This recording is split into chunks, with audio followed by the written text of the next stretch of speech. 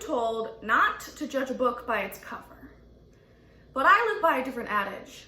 Do judge your friends by their books.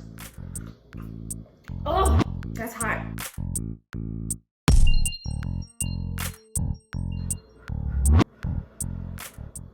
Okay. Hello everyone. Today I'm doing something a little different. If you've watched my previous two videos, you may already know that I have been staying at my friend Sarah's apartment while she is out of the country. I'm keeping her plants alive and receiving her mail.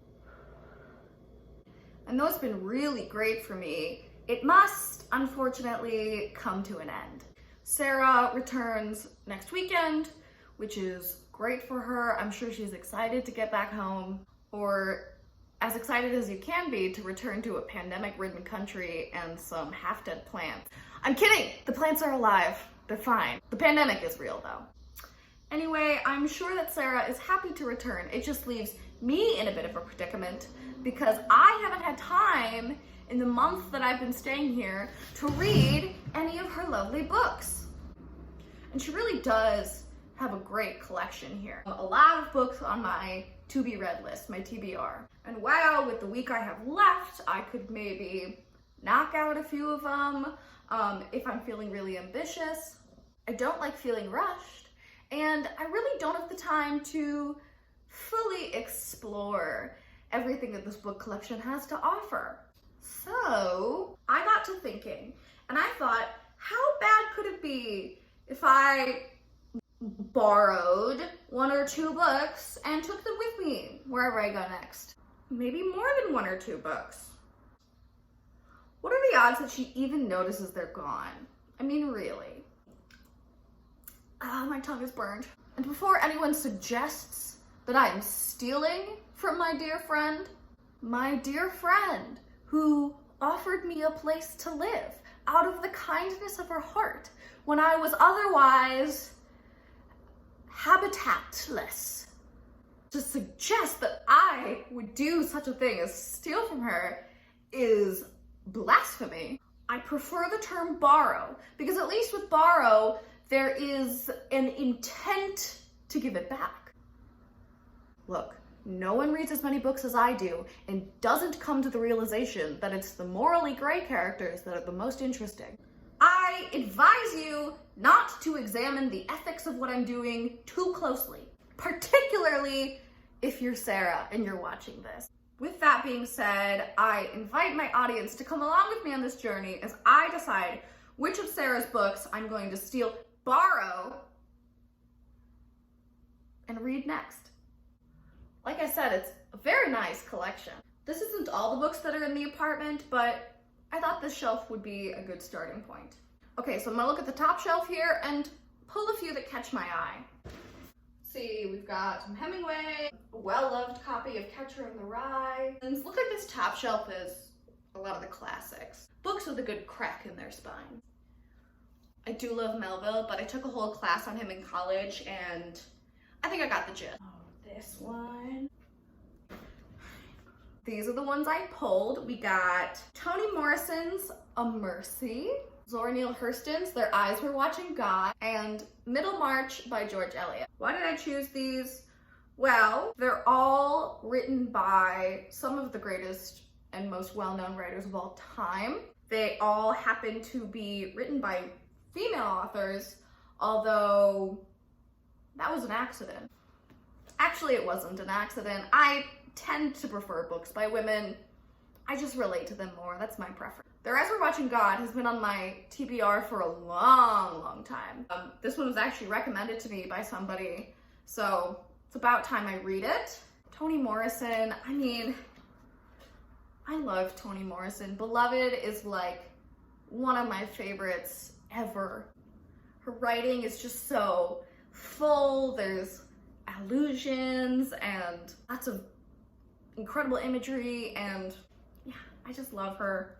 As for Middlemarch, weird that I haven't read it yet. I absolutely love literature from this era, from the 19th century. I love the Brontes and Dickens and Melville, like I said. It's weird that I haven't read Middlemarch before. The writing is just so iconic from this era. Like, this is the first sentence of Middlemarch. This is from the prelude, by the way. Who that cares much to know the history of man, and how the mysterious mixture behaves under the varying experiments of time, has not dwelt, at least briefly, on the life of Saint Teresa, has not smiled with some gentleness at the thought of the little girl walking forth one morning hand in hand with her still smaller brother, to go and seek martyrdom in the country of the Moors. That's the first sentence. Should I know something about Saint Teresa? I'm gonna have to look that up. Anyway, these three stand a real chance of coming with me when this is all over, so.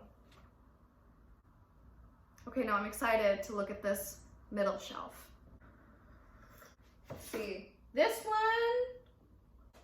one I've already read, The Song of Achilles by Madeline Miller, and I highly recommend it to anyone who's interested in classics and the story of the Eliot, the story of Achilles and Patroclus. However, this one is safe for me today because I already have a copy. The Bell Jar, oh, Sylvia Plath. I read this book when I was 18. I was a freshman in college. And like, when I tell you, I have not been the same since I read it. Like, I can credit it with significant changes in my life. So yeah, so if you're like a young woman, you have to read this one. It's a must, it's required. What is this one?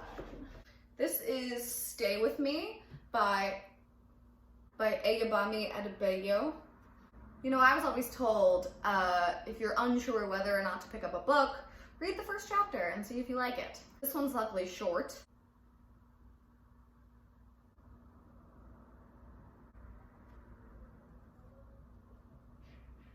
I'm intrigued. It seems to be about marriage and family and Nigerian culture. The unforgettable story of a marriage as seen through the eyes of both husband and wife, Stay With Me, asks how much we can sacrifice for the sake of family. This is gonna go in the pile. What's next? I mean, A Tree Grows in Brooklyn, come on. I read this in middle school, and God, I was such a precocious kid, if not a pretentious kid. I remember like lurking in the library a lot. It doesn't matter why. And when the librarian came in with this one girl and asked like, what kind of books do you like to read? She said historical fiction, and the librarian was like, what can I recommend that's historical fiction? And I like poked my head out from around a shelf. I was like, have you read A Tree Grows in Brooklyn? So if you're wondering if I have ever been able to mind my own business, I hope that answers your question. Again, this one is safe for me because I've already read it. I'm trying to focus on new books today. What is this one? The Most Fun We Ever Had by Claire Lombardo. Okay, based on the dust jacket alone, I can already tell that I'm gonna like this one. It's about multiple generations of the same family. One of those generations includes a whole bunch of sisters who have problems.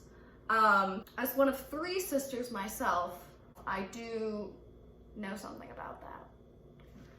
It takes place in the suburbs of Chicago, which is where I'm from. So is this gonna be one of those books where a family seems perfect and pristine on the outside, but then on the inside there's actually like tension and humanity? Because I'm so about that. I love that shit. The first chapter's a little long to read right now, but this first line, the first line reads, other people overwhelmed her.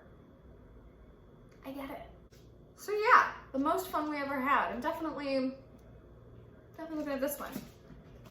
Okay. I don't know why I'm so drawn to these like colorful covers. Well, I know why. It's because I have like a moth brain. You know what I mean? I'm like, pretty lights, and I just go go towards it. Anyway, this is The Great Believers by Rebecca Makkai. This looks really, really good. But it's about the AIDS crisis in the 80s. And if I learned anything from the last time I read a book about a pandemic during a pandemic, is that it doesn't do good things to my head. So I might leave this one behind and just ask Sarah to remind me that it exists when this is all over and everything's fine. Everything's gonna be fine, right? Everything's gonna be fine, right? This one's another pretty cover. Look at how beautiful that is. I love that. This is all about fairy tales and folk tales and the art of storytelling. Those books have always been really near and dear to my heart. I like that it's not very long. You know, this could be a quick read and then a quick return. This is the first paragraph. There was once in the country of Aleph, a sad city, the saddest of cities, a city so ruinously sad that it had forgotten its name.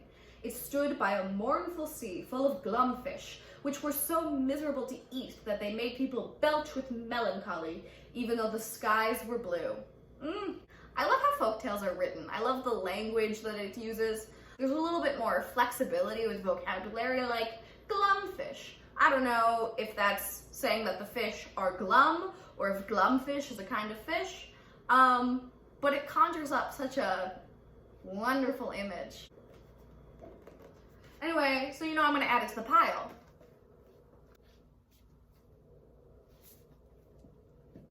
It looks like we're getting into the essay collection and short story section of the shelf. 3 Women by Lisa Taddeo. So this is nonfiction. This is written by a journalist writing about real women across the United States.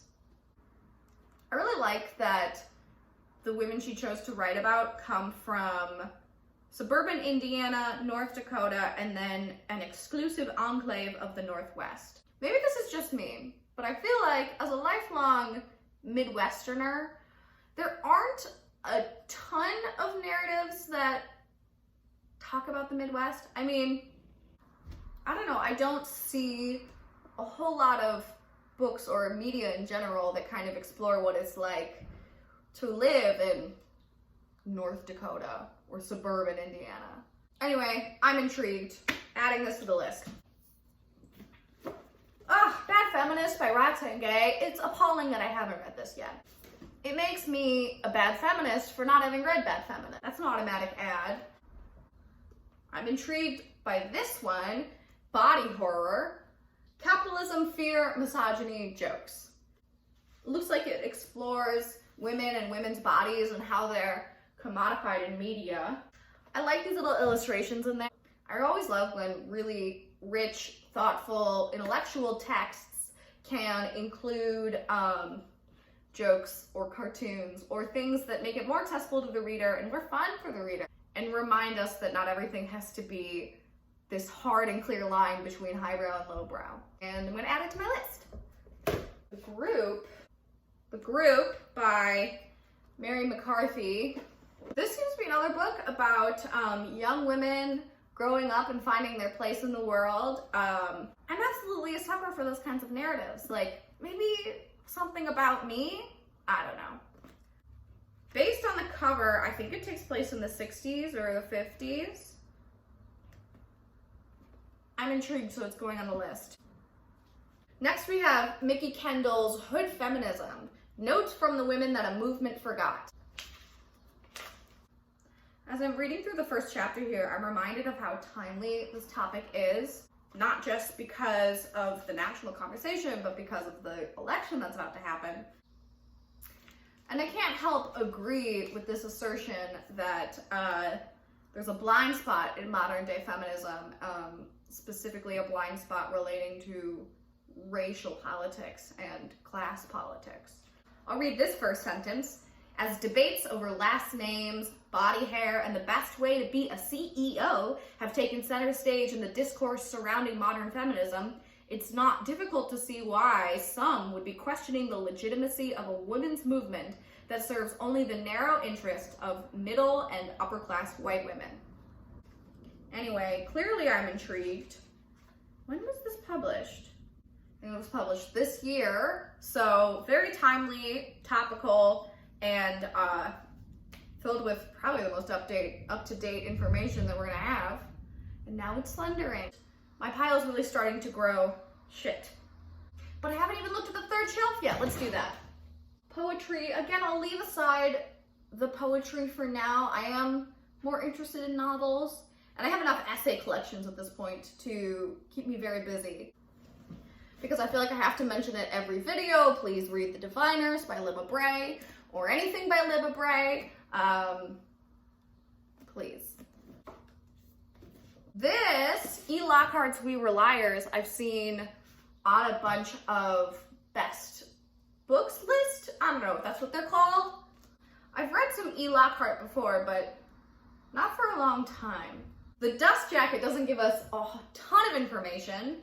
A beautiful and distinguished family, a private island, a brilliant, damaged girl, a passionate, political boy, lies upon lies, true love, the truth.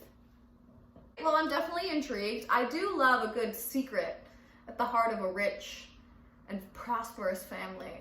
What can I say? Yeah, I'm gonna take this one. And the last one I wanted to mention was Donna Tartt's A Secret History.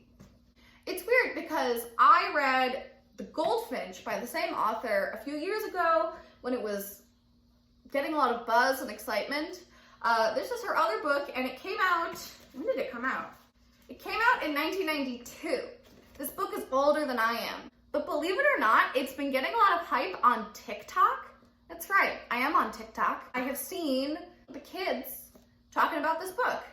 If I'm right, it follows students in like a classics class, like studying ancient Greece and ancient Rome, and academia plays a big role in the novel. I really enjoyed The Goldfinch, and I want to read more of Donna Tartt's stuff. I'll read this, and maybe the teens will like me. I doubt it, though. All right, I think that's good enough. I think that's good enough. Just a few books. Sarah won't mind if they're gone, right? You see what I mean, though, right? Like, I couldn't possibly hope to finish these all in a week.